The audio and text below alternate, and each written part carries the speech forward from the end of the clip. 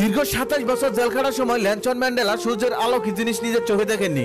তারপর তিনি যখন দেশের প্রেসিডেন্ট হয় তখন তিনি তার সহকর্মীদের একদিন বলেন, চলো আজকে পুরো শহরটা ঘুরে দেখা যাক। দীর্ঘদিন ৪ দেওয়ালের মধ্যে বন্দী ছিলাম, এতদিনে নিজের শহরটা কতটা পরিবর্তন হয়েছে সেটা নিজের চোখে না দেখলেই নয়। তারপর তিনি তার সহকর্মীদের নিয়ে শহর দেখতে বেরিয়ে গেলেন। তারপর তিনি শহরের অলিতে গলিতে হাঁটলেন। হাঁটতে হাঁটতে ম্যান্ডেলার খিদে পেয়ে গেল। ম্যান্ডেলা তখন তার সহকর্মীদের বলল, চলো সামনে কোনো রেস্তোরাঁ পেলে সেখানে কিছু খেয়ে নেই, প্রচন্ড খিদে পেয়েছে। কথাটা শুনে সহকর্মীরা অবাক হয়ে গেল, কারণ সে একজন দেশের প্রেসিডেন্ট, সে নাকি রাস্তার পাশে বসে খাবেন। তখন ম্যান্ডেলা বুঝতে পারলো যে তার কথা শুনে তারা অবাক হয়ে গেছে।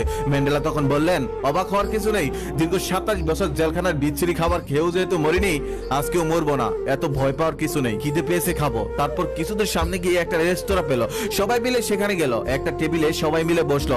ম্যান্ডেলা যেখানে বসলো তার পাশের টেবিলে একটা বৃদ্ধ ভদ্রলোক বসেছিল। ম্যান্ডেলা তখন ওয়েটারকে বললেন, ওই বৃদ্ধ ভদ্রলোকটাকে আমার পাশে এনে বসাও।